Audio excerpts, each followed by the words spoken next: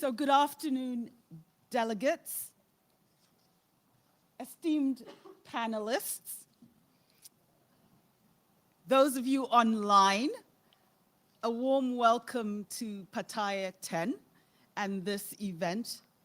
My name is Dr. Julita Onobanjo, and I'm the Director for UNFPA's Technical Division in UNFPA New York. I am your moderator for this session on measuring the demographic dividend for policies and practice.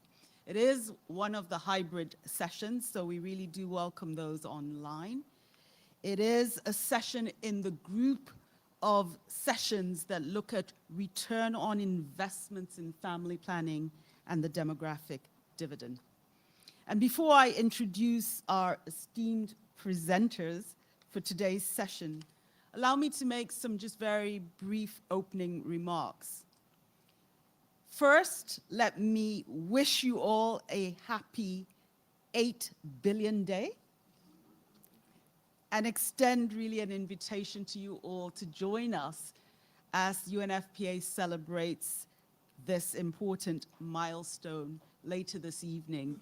I hear it's a full house, so unfortunately you might not be able to get in at the Intercontinental, but it is on YouTube, and I advise you to join us.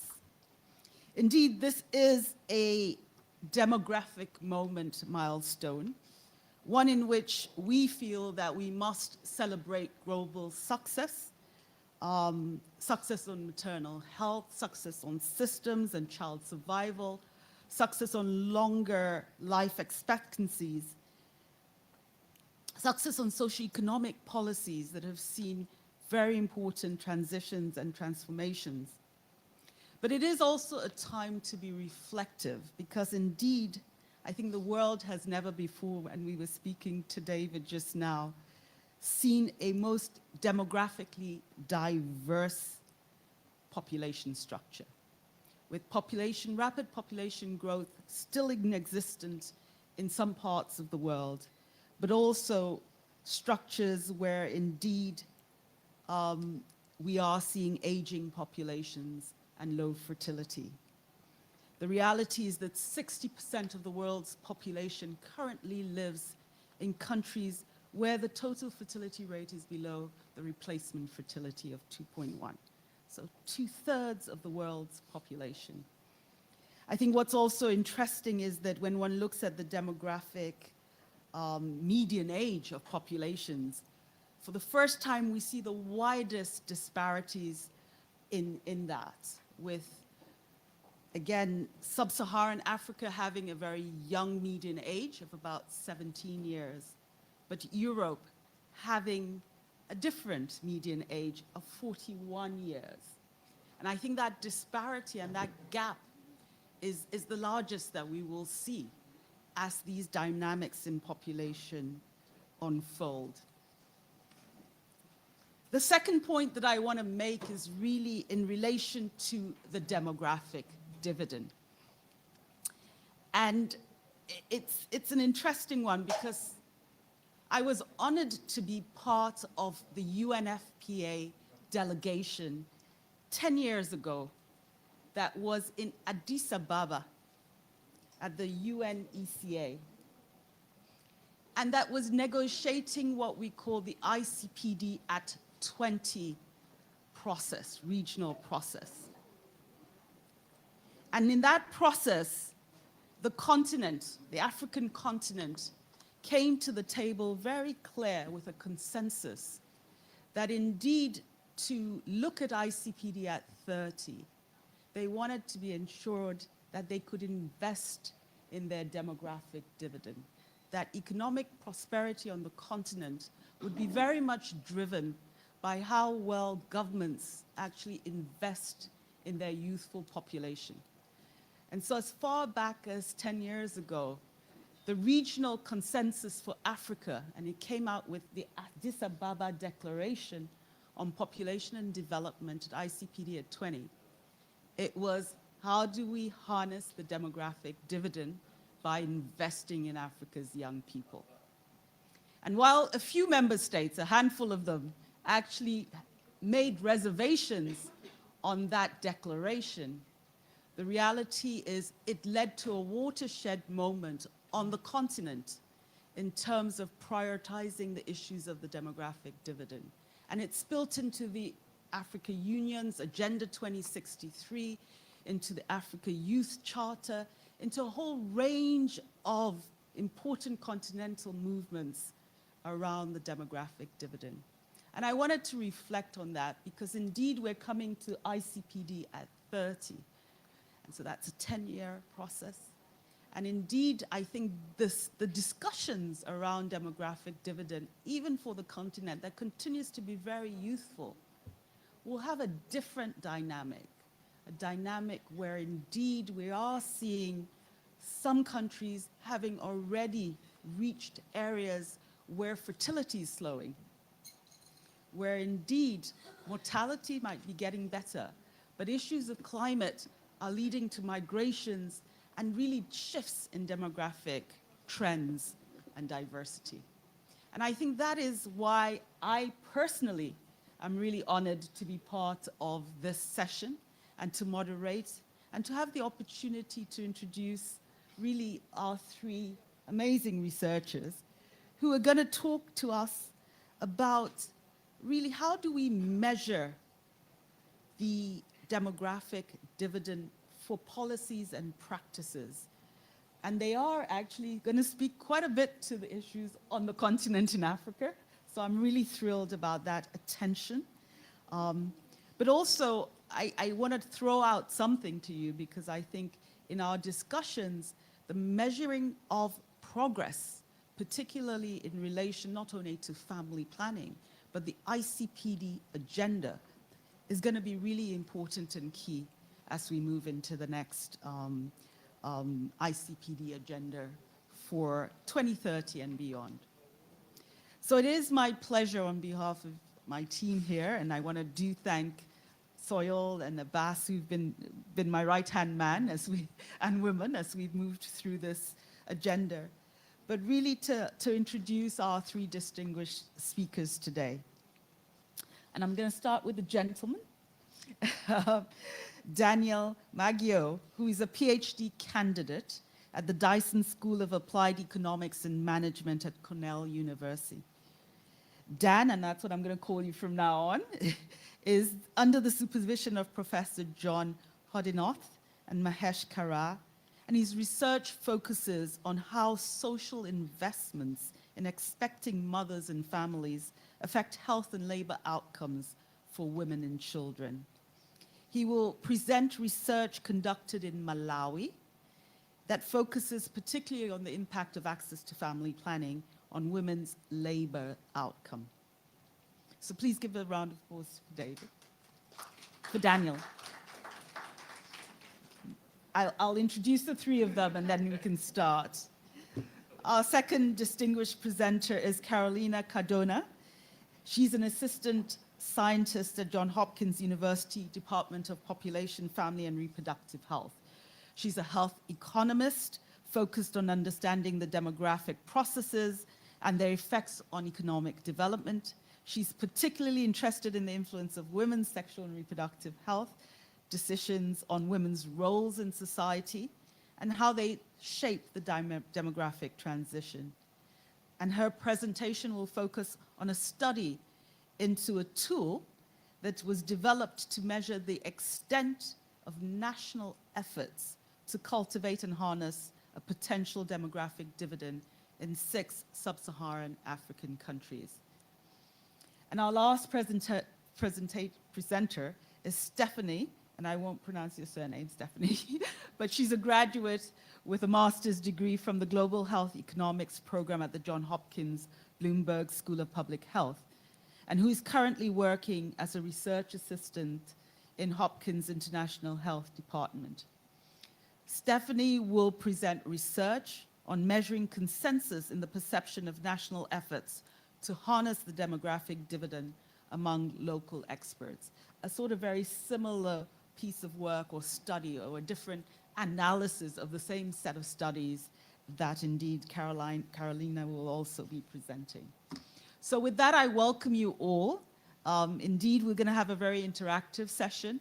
I hope you'll have lots of questions for our researchers, but also lots of ideas, particularly around how we measure not only the demographic dividend and family planning programs, but also I'm going to challenge you to tell us how you think we should measure progress in relation to the ICPD program of action. So with that, I'm going to hand over to you, Daniel, to take us through. You have 15 minutes, and I will sort of wave to you as we move forward. Please give him a round.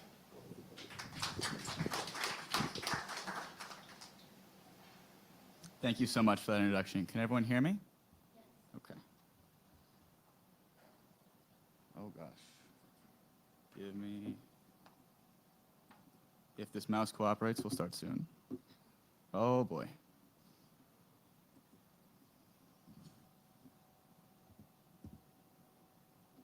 Do we have any IT help, please? We are frozen. I think I'm going to come down and sit so I can see. Oh.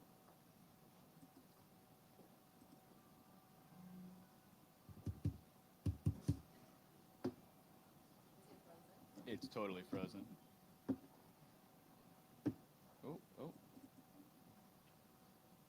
Hold on. Can you excuse us a minute? Maybe while he's... Anyone want to help? While he's doing that, maybe expectations. Maybe something to speak to some of this. I can't even get this thing. Okay. Oh, there we go, there we go. Any thoughts on... Can we see it? How do we...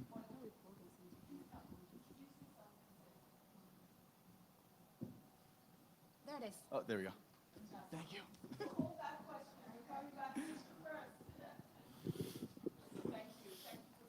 Yeah, no problem. Thank you very much. So, hi everyone. My name's Dan. You can all hear me very well? Great.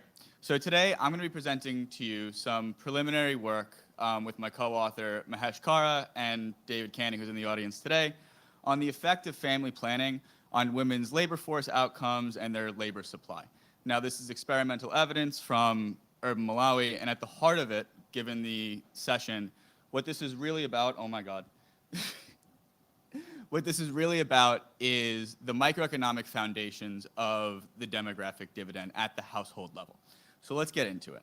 So I'll start providing you a summary before we talk about the experiment that we run and getting into the empirical strategy before presenting the results of our study. So if you take one thing away from my presentation today, I would like it to be this slide. We provide you evidence from a randomized controlled trial that provided women who were postpartum or pregnant or immediately postpartum at baseline with access to a comprehensive family planning package that included transport, free counseling, and free services. Now, there is a wealth of papers that will come out of this experiment. Today, the paper I will present you focuses on women's labor force outcomes and their time use. Now, our headline result is that women who received access to this comprehensive postpartum family planning package were 5.3 percentage points more likely to be engaged in what we call formal labor. And we define that here as wage-earning labor or reporting being self-employed. Now, we'll dig into that a little bit more throughout the presentation, but it seems to really be driven by a shift in women who are participating in wage-earning work, entering that formal labor market. There is some evidence of a shift in entrepreneurship, but that evidence is weaker, and we'll talk about that when we get there. So we'll jump right into the trial. Now, we designed a randomized controlled trial in the urban districts of Lilongwe, Malawi. We took 2,143 women who were either pregnant or postpartum at baseline and randomized them into either a treatment or a control arm.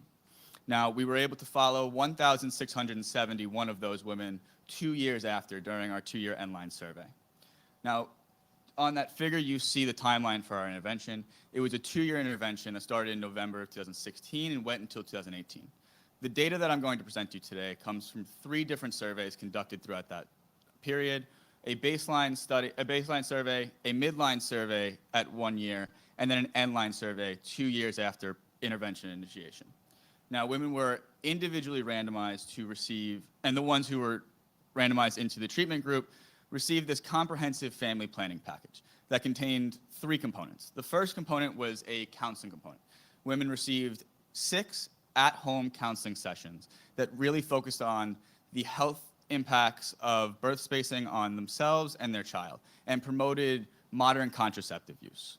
They also received free transport to a PSI-supported clinic, the Good Health Kuma Clinic in the Lilongwe. Now, finally, they received family planning reimbursement. So a note on that. It says on the slide, reimbursement. In truth, the services at the PSI clinic were free. This reimbursement was for women who decided to seek care at a clinic outside of our network.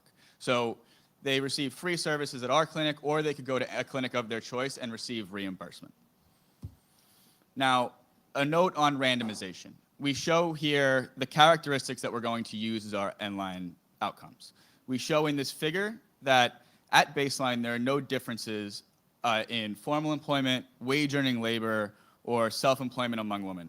Additionally, there's no differences in the rate of unemployment or labor force participation. So that leads us to believe that the estimates that we'll present here today are internally valid and they hold with our randomization. You'll note that one of these estimates is statistically significant to the 5% level, which is a difference in women who report being students or apprentices. Now that's a difference of 0% in the treatment group to 1% in the treatment group, so we're not overly concerned about that as a difference.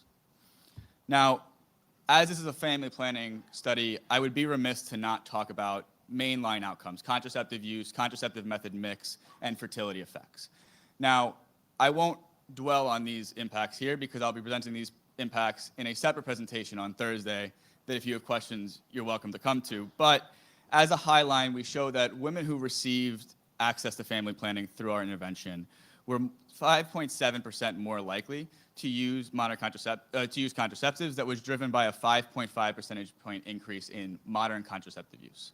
And among that, we show that there was really a shift towards long-acting and replaceable methods. While women did not substitute away from injectables, they substituted towards implants. Now, how did that actually impact their fertility? And what I show here is a survival plot of women's pregnancy avoidance. On the blue line, you see women who were treated, and on the red line, you see women who were in the control. Now, this is the number of women throughout the study who had avoided a second pregnancy. And you'll see that by first year midline, there isn't much of a difference between the groups, but as we reach the end line of our study, differences in fertility start to emerge. Women were 4.4% less likely to have a second or new pregnancy by our end line study, and that relates to roughly a 44% risk reduction in the risk of a short birth interval. But we're here to talk about labor outcomes. So it's an equation, I know, I'll go through it quickly. So what we do in this study is we present a simple intent to treat strategy. This is simply the impact of the treatment on women's labor force participation, conditional on a number of maternal characteristics that include age, total fertility, their first age of cohabitation with their partner, and a number of other characteristics. So let's start with some descriptive analysis. So this is women's formal employment, this composite index we have of wage earning labor and entrepreneurship over time throughout our study. We see that at the beginning, this formal employment measure is the same across treatment groups. And indeed, at first year follow-up, it remains the same. But we start to see material differences between treatment groups at second year end line. Now, breaking that down a little bit, going into wage earning labor, we see a very similar pattern, and that is also followed by entrepreneurship shown here.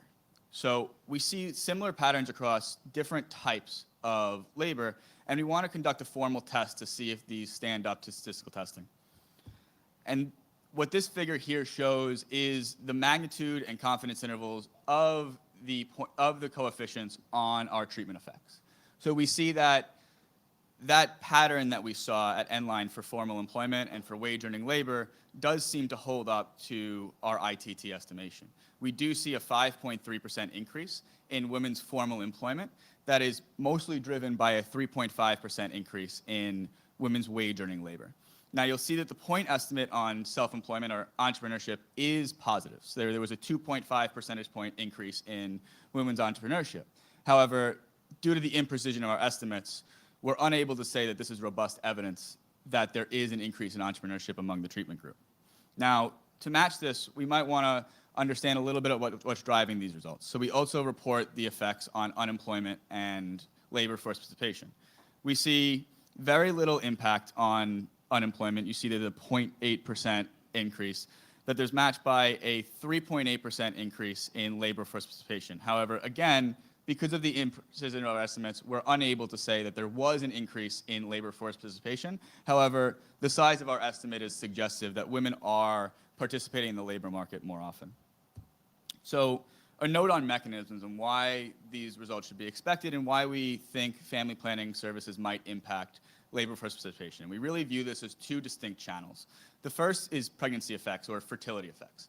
That is, as women are avoiding new and second pregnancies, they have more time to dedicate towards labor. They spend less on childcare. Now, as I spoke about before, there was a 4.4% decrease in new pregnancies. Now, that's commendable, and it could be driving part of our results. However, it's not large enough to drive a 5.3% increase in labor force participation. So there must be something else. And that's what we're calling our empowerment effects, right? That is that when women receive access to family planning services, they have greater control over their fertility, and there's less uncertainty as to when they're going to get pregnant. So they're both able to better participate in the labor market as they are more empowered, but also participate in formal types of labor as they can plan better for the future. Now, we're still doing some digging into this, and as I said, these are preliminary findings, but it seems that the pregnancy channel drives roughly 17% of our results. So there has to be something else going on, and that's what's being absorbed into those empowering effects. So in conclusion, we contribute to this large literature on the demographic dividend that focuses so much on macro policy and macro analysis by providing experimental evidence at the household level of the microeconomic foundations of the demographic dividend. Our intent to treat effects show a 5.3% increase in formal employment, driven by an increase in wage-earning labor. Now, these results really contribute to the fact that there is something going on in the demographic dividend at a more fine-grained level than many of our demographic dividend indexes that I know we're going to be talking about throughout this session, and it really provides evidence causally of that household relationship. Okay, thank you.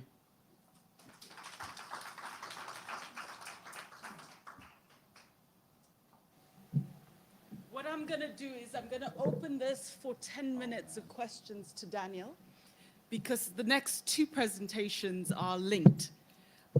So Daniel, just if you could just stay there and field a few questions, if indeed they are ones. Please, Madame. I have two. We'll take at least 4 in the room.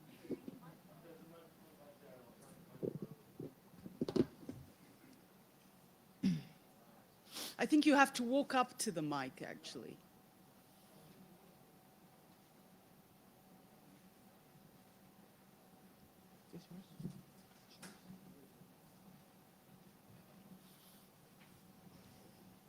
Well done. That was good.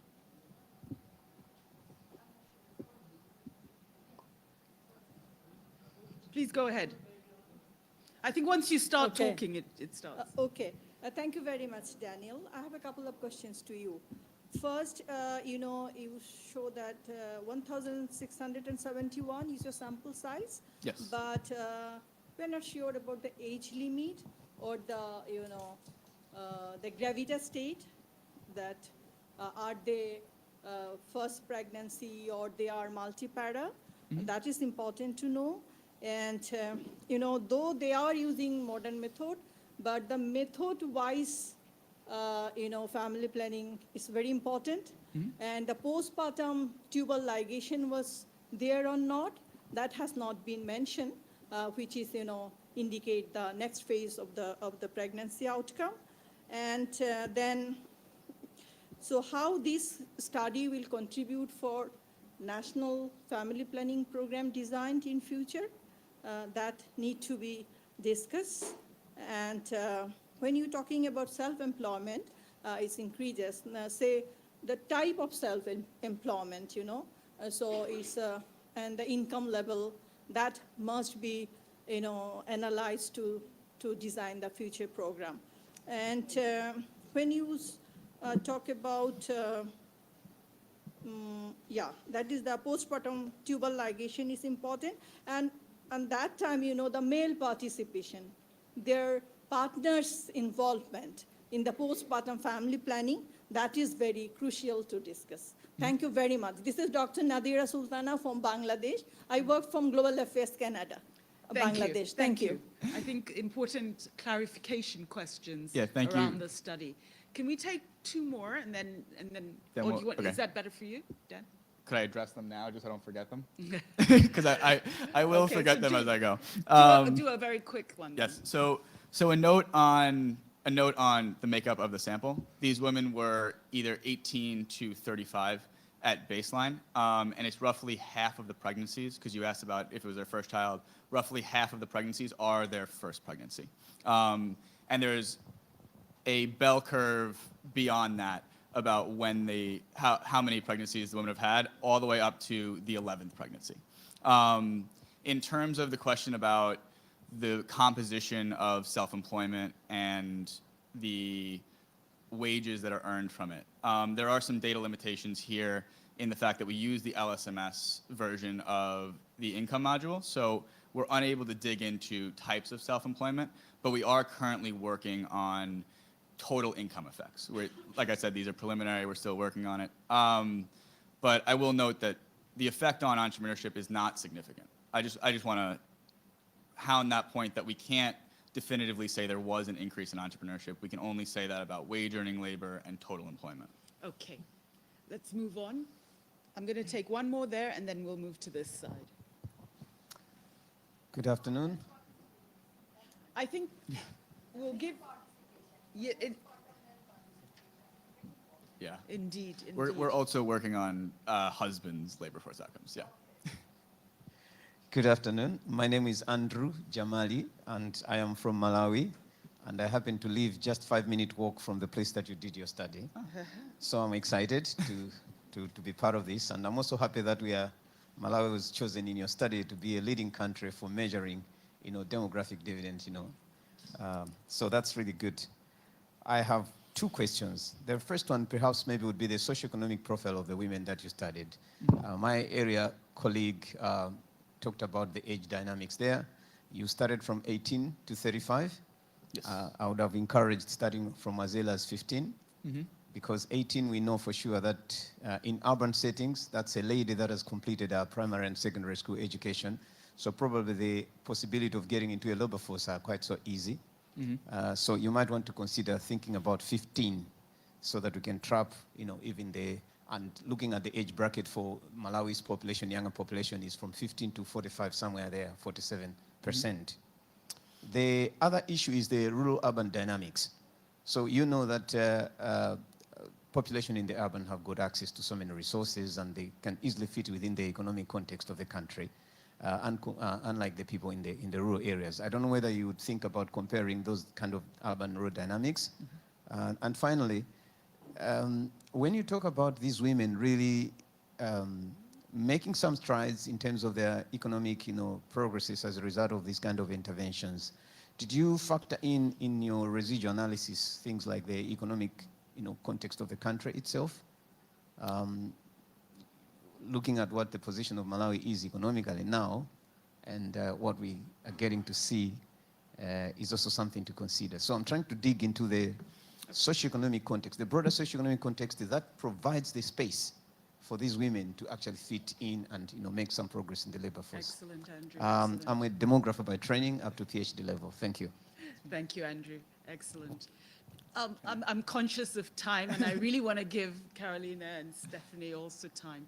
But Dan, take that if you can. Okay. Otherwise, again, Dan will be available to ask a little bit more questions later. So I'll answer the clarifying ones, and Yes. then we can talk afterwards about some of the more contextual ones. As for the age 18, the reason that that was done was because Malawi's NHSRC wouldn't allow for women who were younger than 18 to provide consent to enter the trial. So that's a very logistical issue as to why that actually happened. And then I'm happy to talk about the other parts. Let's get to it after. Fantastic. Okay, one more, and then we move on to Stephanie. On this side? Okay, nobody on this side. Okay, so then I'm going to go with my sister there. And then please keep your questions for the next. Oh, I'm getting two questions at the Thank same you time. very much. I just want to appreciate you for that very outstanding studies that you have done. My first question to you is that your baseline was about 2,000 and something participant, but your end line was almost half dropped. So can you give us an explanation why your end line was dropped from the participants that you started with? Yes. That's my first question. Okay. Then the second question was that you mentioned three variables that was conducted or carried out to encourage the women: the clinical visits, the transportation that was given to them, then reimbursement of the family planning commodities. So I wanted to ask which of them contributed most to make the women more employable and self-subsistent somehow. Thank you. Yeah. So Thank you. those are great questions. Thank you very much. So the reason for the attrition, so it's roughly 73% of the sample that we're able to interview at second-year follow-up. And that may be a bit lower than other randomized control trials you've seen. I should note that a lot of randomized control trials, I also conduct other trials in Malawi, are conducted in rural areas where there isn't a ton of movement. Lilongwe is an urban setting where there's lots of migration, and the reason for most of the attrition is out-migration out of the city. We do show in a number of papers that that attrition is non-differential across groups on observable characteristics, and I don't present it here, but in the papers, one of which is published, we show that our estimates are internally valid based on adjustment to that attrition. Can you remind me of the second question? Well, maybe let's let you off the hook, and we'll give you a round of applause. Okay, thank you very much. And Dan, if there's time at the end, we'll invite you back. Yeah, thank you. But thank you. So, and thank you. Those were excellent sort of questions and interrogations. So we now have these two, and we're going to take both Carolina and Stephanie, your presentations one after the other, and then open up for discussions. So over to you, Carolina.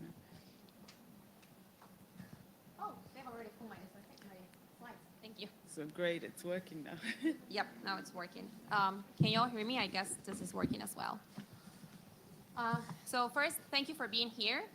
The work that I'm presenting is a presentation of how we developed this metric to measure the level of efforts that countries are putting in place in order to create a favorable policy environment that will or can allow countries to harness the benefits of a demographic dividend.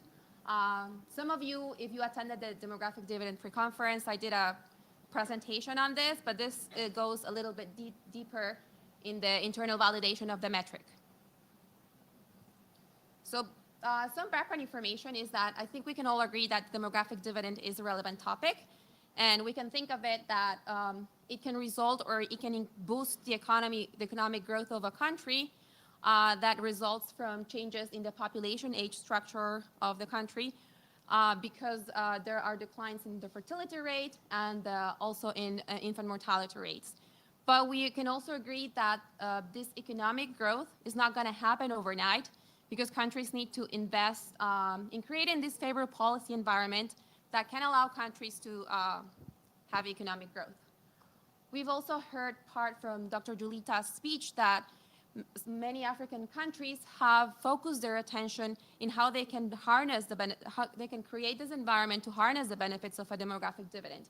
And we have the African Union that they declared a decade of demographic dividend. And as a result of this declaration is that many countries in the region have focused into the development of creating demographic dividend roadmaps And what these roadmaps are mainly focused on is in creating a snapshot of the current situation of the country by combining a set of output indicators that can help us situate the demographic stage of the country, but as well as how it is performing in other sectors that are relevant for a demographic dividend. Given that we know that countries need to invest in order to create this favorable policy environment, then the next question we can ask ourselves, so what do we mean by a favorable policy environment? And we know that this entails a multi-sectorial approach. And we have several institutions that have invested efforts in developing how to best define this favorable policy environment. We have the work from the African Union, their demographic dividend pillars, in which they've identified the labor sector, the education and health sector, stable governance, and youth empowerment as key pillars that can create this favorable policy environment. We also have the work from the Population and Reference Bureau, or PRB, where they have similar sectors in their 4-dividend project that they've identified: health, education, economic stability, and also political stability. And then a different framework that doesn't focus on sectors per se, but rather thinks about in which stage of the demographic transition a country is located. So if we think in the short term, then the World Bank framework recommends on interventions that should accelerate the fertility transition. And if we think in the midterm, then interventions that can improve education for girls and also women's empowerment. And then in the long term, into the creation of jobs that are productive, but also into encouraging people to have savings accounts and think about retirement accounts.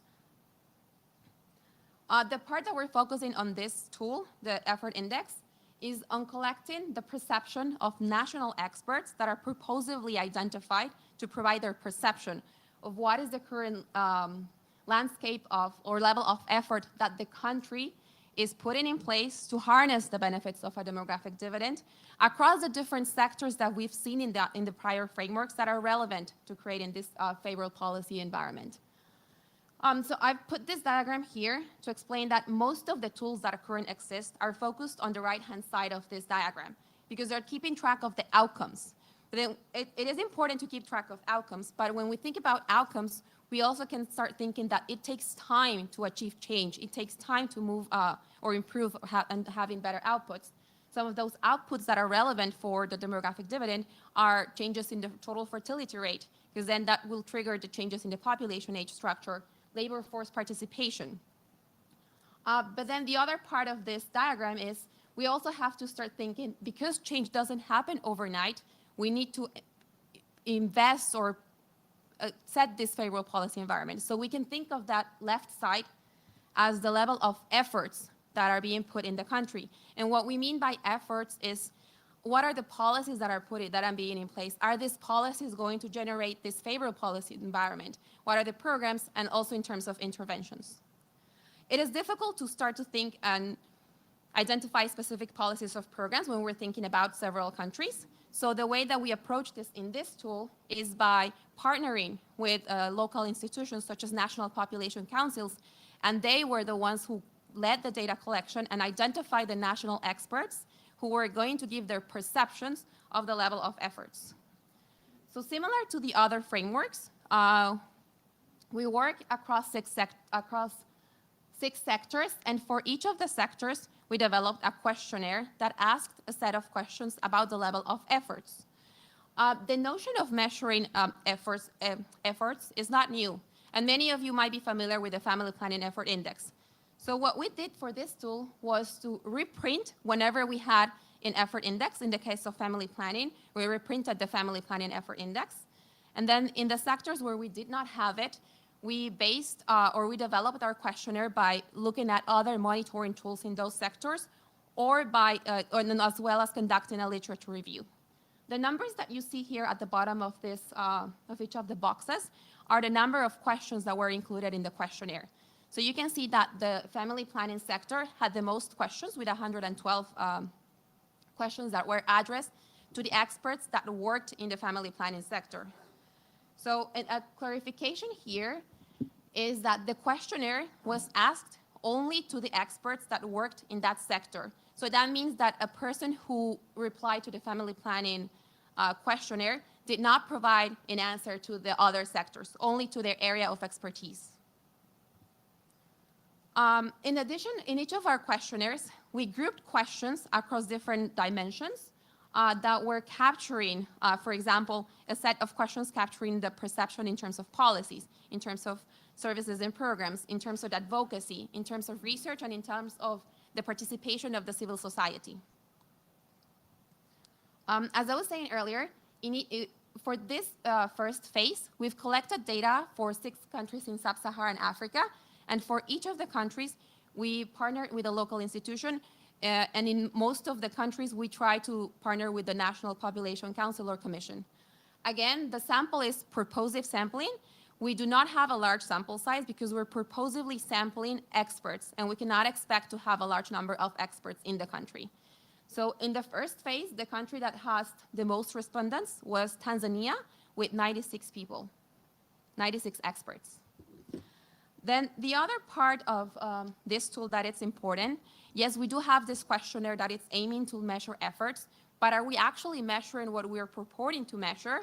And currently, we do not have enough countries in order to assess the external validity of our tool, because we would like to measure the correlation, let's say, of the family planning effort index with an outcome in family planning, but we're limited by our sample of countries. But we can assess the internal reliability among the questions that we have. So that's what we did in this exercise, where to assess the internal reliability, we looked at the Cronbach alpha coefficient, and I won't bore you with more explanations here, but just so you are aware that we did look at it. And we also looked at the goodness of fit of our questionnaires. Because we are constrained by time, I am not going to show the results of all the sectors, only family planning. And the numbers that you're seeing here are the results of our Cronbach alphas for the 6 countries that participated of this first phase. And they are divided by the dimensions that were identified for the questionnaire. What the literature tells us is that a Cronbach alpha that is above 0.6, it's like a good rule of thumb to have it acceptable. And you can see that for our survey, across all the countries, we did have a good level of internal reliability. And just focus that all of the numbers are within this good parameter. Then, in order to assess the goodness of fit of our measures, we've also looked of our tool. We also computed some statistics that I won't go into much of the details of this table because I think it won't be that interesting. But just the takeaway from here is that our tool has a good internal reliability, but not such a good goodness of fit. So we need to start working on that. And one approach that we're thinking about it is that we want to test what happens if we remove some of the questions in the questionnaire. And I'll talk about that later in the conclusion.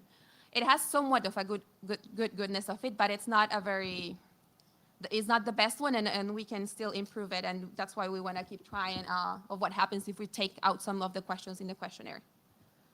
So I'm just going to show some summary statistics of our findings. And what you're seeing here in the y-axis is the total score of our DDEI metric, that it ranges from 0 to 10, where 0 is the lowest and 10 is the highest. And then in the x-axis, you have the countries. What you see here is that Rwanda had the highest score. And according to the experts, the country has a total DDEI of put in efforts in setting this favorable policy environment of close to 8. And then we have another group of countries that can be Ethiopia, Kenya, and Nigeria that are above 5, but below 6. And then we have Senegal, Tanzania, and Uganda that have a total score above 6. One of the interesting things that about this tool is the multi-sectorial feature of it, because that's what we think when we're thinking about demographic dividend. And for each of the countries, we can compute the score according to the sectors according to the sectors that were part of the tool. And in this diagram here, you can see that we do find that there are differences in the level of scoring across sectors. And in the case of Tanzania, we have the lowest score in education that was at around 5.5, and then the highest was in women's empowerment at around 7.5. Then the other feature is that because we have the questions grouped, It's just computed the average by subsetting to the questions that correspond to the dimension. And we can see that there are some differences when we start looking at it. So these are just an example for family planning. And you can see that the lowest score was in terms of research. So just to conclude, in this exercise, when we were assessing the internal reliability of our metric, we do find that it has a good internal reliability, but we can still improve it by in terms of their goodness of fit. And what we're thinking about to improve in it is what I was explaining earlier, that we can remove some of the questions and do an exercise of item test and item rest. And also, it would make the questionnaire less longer, because we know that we had some complaints that the questionnaire was long, but the family planning one was the longest one with 112 questions. From the results that we've seen, we see that the effort score is able to capture variations across sectors and across dimensions. So it is a tool that it's providing a good snapshot of what is the perception of experts in the country in terms of the efforts that are being put in the country. And then the final conclusion is that this tool can be used to use the perception of these experts in order to guide governments and also hold them accountable. And just to note that there were also some interesting findings in other sectors where we would see that there was a gap between the score in policies and programs. And we thought that that was a very interesting, because it could be a reflection that policies are put in place, but maybe programs are not there yet. And just to share that our data is publicly available on our website. And to make it more friendly, we have this dashboard that people can use to look at the different questions that are in each sector and also the scores. So I'll finish there. Thank you. Excellent, thank you. And I'm going to ask Stephanie to come straight up. Again, Stephanie, you have 15 minutes, and then we'll open it up for discussion.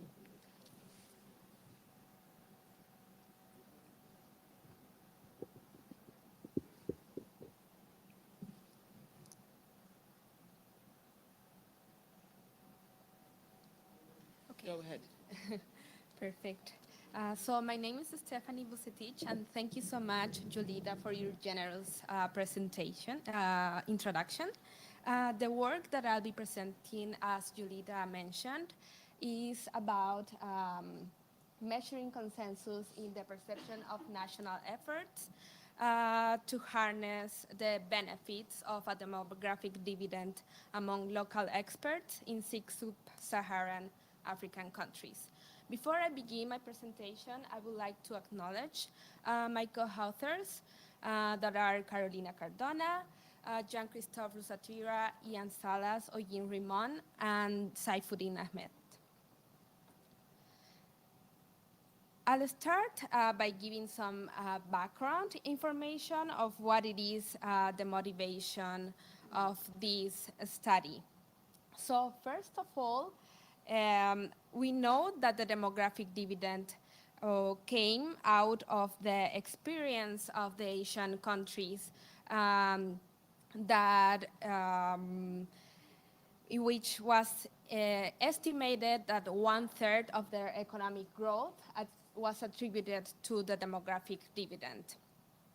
When we heard already in the presentation of Carolina that the demographic dividend is the result of changes in population age structure, and these population age structures result from changes in fertility, which results in with the decreasing infant mortality. These population dynamics are linked to the demographic transition. And based on the experience of the Asian countries, we see that these sub-Saharan African countries have a unique opportunity because from 1970s to 2010, the total fertility rate in these sub-Saharan African countries reduced from 6.8 children per woman to 4.8. and the working age population was around 60% in the 2010s.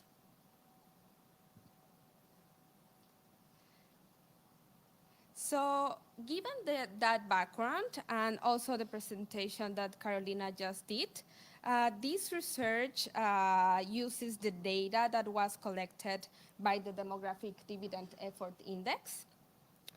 And as it was explained, measuring the level of effort is something that has been done before. However, it was done in silos. You already know about the Family Planning Effort Index and other other indices that you are not familiar with are the AIDS Program Effort Index and the Maternal and Neonatal Program Effort Index. I won't go into the details on how this data was collected because it was already explained, but I just want to reiterate that this Demographic Dividend Effort Index was aiming to measure the level of national efforts implemented across 6 sectors that were identified to be relevant to a demographic dividend.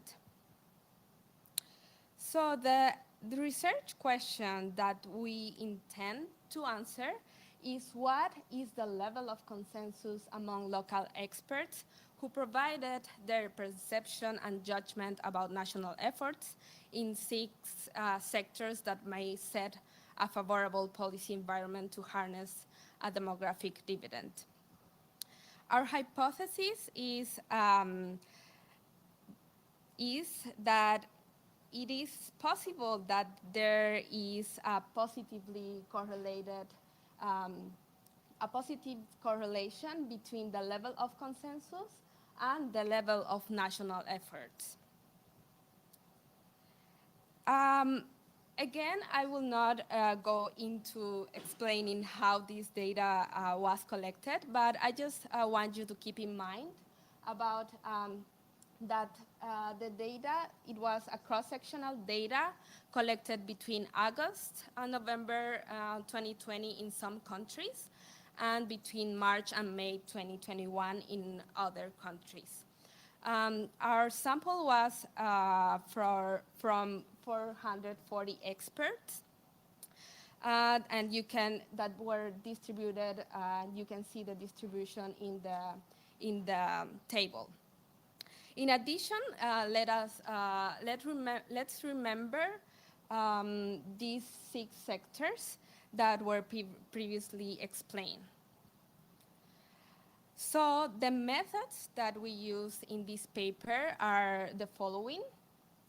First, note that the Demographic Dividend Effort Index score is a metric that was measured from the average within a country by sector.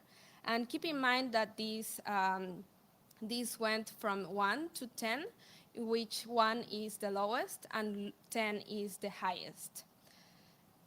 So using this metric, we know that the Demographic Dividend Effort Index is an ordinal variable. We use an L-square metric, which is better suited for ordinal variables than just computing the standard deviation, because the standard deviation ignores the ordered characteristics that we have in the data. Okay. Keep in mind that the closer to 0, the lower the consensus, and the closer to 1, the higher the consensus.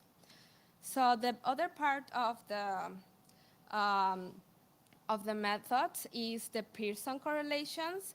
We computed Pearson correlations between the mean Demographic Dividend Effort Index score and the consensus metric. So you can think of these as 2 matrices, in which one of these is the DDI score and the other one is consensus, and we want to see the correlation between those 2 matrices. We also computed 95% confidence interval using a student's t-distribution. So I'll be explaining the results of this study. And so these are some summary statistics where we see the demographic dividend effort index score with its respective 95% confidence interval. And on this side, we see the consensus level with its respective 95% confidence interval. So here in the demographic dividend effort index score, we see that it ranges from 5.4 in Ethiopia to 7.7 in Rwanda. And the consensus level, it ranges from 0.53, both in Ethiopia and Kenya, and 0.59 in Tanzania. I want to highlight the Rwanda case because where you can see that it is the country with the highest DDEI score, but the consensus level wasn't that different from the other countries. Here we can see box plots, and I know that it is a lot of information that we can see here, but I want to also highlight the Rwandan case, and you can see in the y-axis the norm consensus that ranges from 0 to 1, and the x-axis is the sectors. So in Rwanda, what we can see is that those consensus in each sector are more at the top, so it has higher distribution, and comparing to what we saw in this table, that we see a consensus of 0.58 in Rwanda. Here, when we see by sector, we see more different results. So let's focus on the family planning because it's the scope of this Congress. And because what we see here is again a box plot, and the difference from the other box plots that I show is that in the x-axis, now we have countries.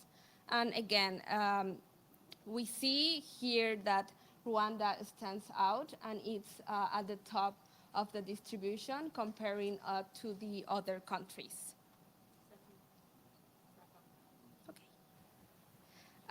So here I want to, in the family planning sector, I want to highlight that Rwanda recorded the highest positive correlation, followed by Tanzania, Kenya, and Senegal, and Ethiopia recorded a negative positive correlation. And to explain more this table, and I will maybe these colors to explain more is that blue means a positive correlation and red means a negative correlation. And you see those white blocks, that means non-significant correlation. So to summarize, what we see here is the correlation between the demographic dividend effort index score and the level of consensus. And we see three typologies. One is countries with a significant positive correlation. For example, Rwanda and Tanzania that we saw in the other graph. The other one is countries with significant negative correlation, and the other one is countries with a not significant correlation. So the potential explanation that we see, because these are preliminary findings, is that strong institutions and programs have a relationship with the economic development and economic growth. So if, for example, if a country has a positive correlation between the demographic dividend effort index and the level of consensus, that could mean that experts have homogeneous perceptions and the institutions are related to these results. Thank you so much. So thank you to Carolina and Stephanie. And I'm going to open up. We have about 10 minutes for questions, clarifications, but also perceptions and some ideas. Andrew, I'm not going to come to you. There was another lady who I didn't give a chance the last time. Yeah, so I'm going to give her the chance this time first. Hello. Hello. Short. My name is Asante Sana Kamyango, and I'm from Malawi, so I'm very excited that you guys are working in Malawi. I was wondering about the same question that she had about the sample size and that it changed. So 23% didn't show up. But I'm wondering if that could be related to other things that you didn't think of, maybe the socioeconomic status of the woman, that maybe she's too poor. Because you can come from the city and migration can play a factor. But in Malawi also, you can be in the city but be poor. So it's different that maybe someone didn't show up because they have a different circumstance than the others. So I think we have to be careful about that, not just to conclude. Yeah. Thank you. I'm going to try and sort of, thank you, and I'm sure Dan will answer that. But I want to just try and ask questions to Carolina and Stephanie's presentation on the demographic dividend effort index, because I think that is, I was going to actually ask those to show hands who know about the demographic dividend effort index. If you could just put up your hand if you've heard of it before, you've known of it before. Fantastic. Perfect. Okay, so questions around that to Carolina and to Stephanie. Let's take the lady with... Thank you so much, Carolina and team. I actually I'm not one of those that is very familiar with the demographic index.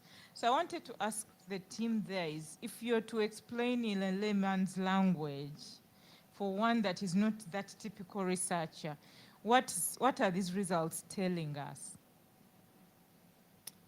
I think that's a very important layman's question, but it's such an important policy question. Because it's how will we use this? But let's take two more and then we'll open it up. The gentleman in front. Hi, I'm Barrister Shaimahat Patri, Member of Parliament from Bangladesh, and I'm accompanied by 4 other colleagues of me from Parliament, and the ex-Health Minister is there as well. We have a Bangladesh Association on Population and Development. It's formed by Honorable Speaker. We also have a subcommittee on youth development, headed by our whip, Mahubara Gini. She is also there. I have one basic question to you, because Bangladesh is a country of large democratic dividend. Do you have or have you ever come across any research on democratic dividend effort index related to Bangladesh effort? Do you know any research paper or any index for Bangladesh? Yeah. Fantastic. Yes. Again, application. The gentleman on the second row. Right. Thank you so much. Mine is not a question. It's just a concern about the demographic effort index. I'm not very familiar with the effort index anyway, but my concern is, since the effort index is based on perceptions, my concern is sometimes it can be very, very subjective, especially in African countries where most of these experts are appointed by politicians, so their perceptions might not be sometimes very, very objective. So that decisions based on such kind of index sometimes might be a little bit misleading. That's just my concern. Fantastic perspective. And I'll take one more. All right, thank you very much. I have heard of the demographic dividend index. My question will ride on what you just asked. I am thinking, would it not be better if we had some qualitative context to the measurement of the index? Because I imagine that the people that responded to the questions, let's say, for example, from the National Population Commission, we have like maybe 4 or 5 people. The answers will kind of be the same because they are, working in the same commission, doing Okay, and we all get that. you. We get Yes. you. Thank you. Okay, so I'm going to hand over to Carolina and to Stephanie. They'll respond, and then if we have time, we'll take another batch of questions. Hello. Okay, this works. Thank you for your great questions. So I'll start with T, right? I feel you. Following what's happening behind the scenes might be difficult. And again, the goal of this is that we can use this tool to inform policy and not just to have it as a research exercise. So part of it is what drives us to have this dashboard in first place. And we try to make the dashboard as accessible and as user-friendly as possible. So you have this chart that has a needle and show you. But then the other question is that we have so many questions in each of these sectors that how do we summarize them? And that's when it becomes harder. So part of what we're currently doing is, and Margaret, who's sitting next to you, she's the one who led the data in Nigeria in the National Population Commission, and Stella is from Uganda there. So what we did with Uganda is we gathered a policy workshop in which we presented the results from this tool for the case of Uganda, but in a very friendly way, as simple as possible, with simple graphs, not trying to make it complicated. And then the experts that were there made sense of this data in what is their understanding. And they've developed some policy recommendations from the gaps that they saw in their own data. So that was our approach to try to communicate this into policy. Then there were 2 questions related that this data comes from perception, and that's absolutely true, which is why we went into trying to identifying people who are experts in the field. But being an expert doesn't mean that you only work in the government. So one of our criteria to identify the experts that participated of our survey is that they had to come from different backgrounds.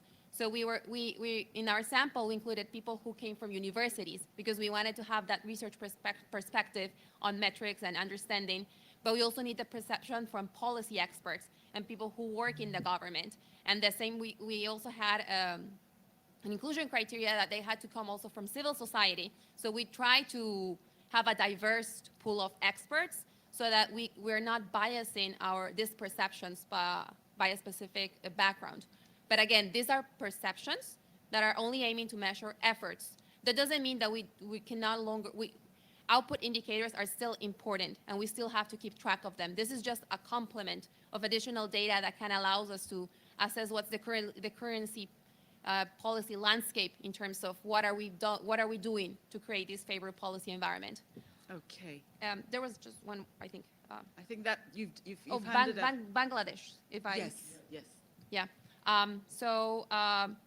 Something that we did not develop, for example, the effort index for family planning. That has been done before. And for that family planning effort index, there was data that was collected in Bangladesh. Our contribution here is that we're combining different sectors and we're collecting data for them. We're thinking more that they're not silos, they have to work together, and that's what we're collecting. But in terms of the DDI, we only did it in the countries that I listed and Uganda, but that's about it. Thank you. Thank you. Excellent. Okay, let's do one more quick round and then we end. Can I take the lady in the back, please? I'll come back to you, Your Excellency. Thank you. Yes, thanks very much for the very interesting presentations. My name is Svenja Schneider. I work for GIZ, the German Development Corporation, and I find this really useful to wrap the head around the demographic dividend, because that's something we're also thinking about a lot, how to measure it and so on. But I have one remark that I think is important, which I noticed in my policy advisory work. with the definition of the demographic dividend, I would maybe add to the definition, I know it's supposed to be short, but I think decline in birth and death rate and the age structure changes are not everything. I think it's important to add if the right investments are made. And I think this is really important because it's not a given that the demographic dividend is harnessed if we only look at fertility rates, for instance. Indeed, And that was one remark. And the other question I have is with the dimensions that you were showing in the second presentation, I think. I'm wondering about the aspect of social protection. Was that also looked at? Because I think it's also a very important part of factors that are leading to the demographic dividend. It wasn't as obvious, so that's why I'm asking.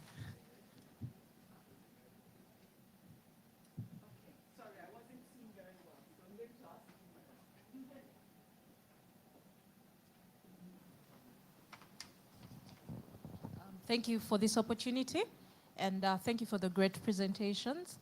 I just wanted to add on to what Carolina was explaining to the question about what the results mean to the ordinary person. I'm called Stella Chigozi from National Population Council, Uganda. We actually took part, spearheaded the DDEI at the national level.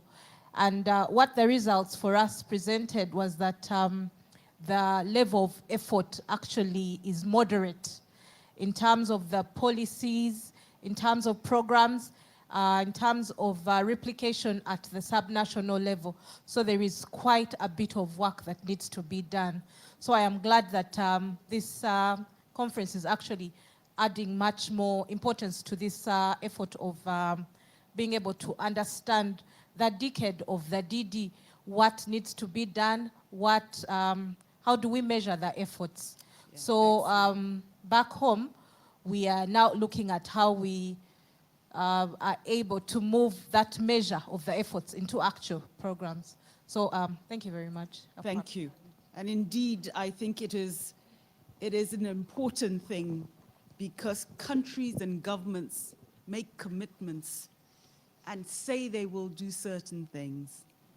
And indeed, as you said, the outputs and the outcomes take time.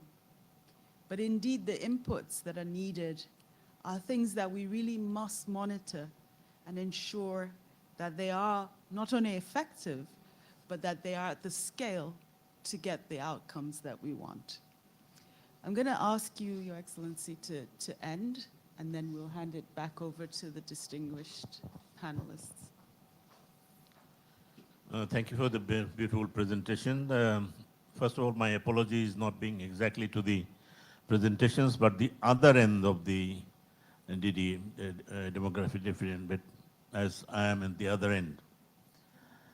Is there any thoughts when this demographic dividends is going to end, in maybe in 20 years or 30 years? It's about time that we think about it. I think, is there any thoughts that's going on, or maybe we should take it up and thinking, because in 20 or 30 years, when this generation is going to be older, what is going to happen, and should we not think about it? And is there any thoughts on this? Thank you. Okay, thank you. No, there's the longevity index and dividend that we're looking at in certain countries as well. And indeed, the policy discussions around aging and low fertility context are becoming very real as we reach the 8 billion mark. So UNFPA is doing a lot of work on looking at the whole range of demographic transitions as we see them in the world. Margaret, I'm going to let you. You see, this is just going really well. So Margaret, you one more, and then we hand it over to panelists. Indeed, we have one. Thank you very much for giving me the floor. My question will go to the last presenter on that mentioned consensus and the DDEI. So I just want to ask which of them, or are they equally balanced for us to use to interact with our policy leaders, to guide and to hold them accountable? Or is there any one that is more superior to the other one? Okay, Thank you. Okay, quick. Back over to you, and then we close the session.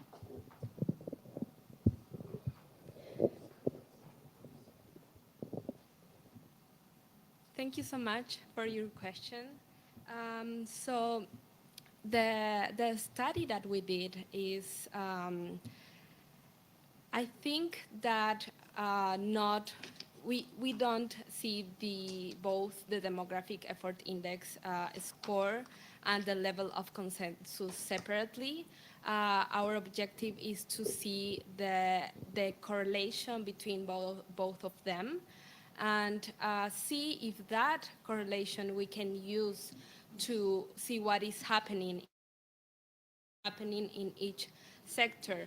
And with that number, we can see that we can use it to see if that has implication into policy. For example, what I already said in the presentation, that one reason for this can be the institutions and programs that they have. So we can link that, but not seeing both separately, instead seeing the correlation between both of them. Thank you. Carolina, do you want to say any last-minute words? Yeah, so just for the question back in the end from GIZ, in the questions, we do have some questions about, not specifically, because our idea was that this is a tool that can be applied to different countries, so we cannot go like specifically about a specific program, but rather more general questions about some sort of social programs that are existing in the country. But if you are curious about the questions, we encourage you to check the dashboard, because the dashboard has the detailed information of what's included in each of the sectors. Okay. And Dan? No, I'm good. Thanks for coming out, guys. Okay, so and the three presenters are still available outside during the coffee break, so you can talk to. I thank them very much. I think it is really important that we are able to measure the commitments that have been made in realizing the demographic dividend. It is, and I'm challenging you, and please get in touch with me. I'll leave you my email address. We are looking for an important composite index that we can use as part of the ICPD 30 process to be able to say that here is the program of action we all committed to in 1994. Here is where we've progressed, but where can we move forward, particularly when it comes to rights and choices. There has been pushback on reproductive rights. We feel that it is important to have a sense as to whether our government's policies are really, really making an effort to address the rights and choices of individuals. So we're challenging the research institutions and academics to really, let's come together with a new, very solid index, a composite index that allows us to marry things and really say to countries, this is where you need to change direction if you really want to say you finished the unfinished agenda of ICPD. So with that, we say thank you. We thank the presenters. We thank all those in the house. We thank the wonderful audience for their questions. And I say thank you.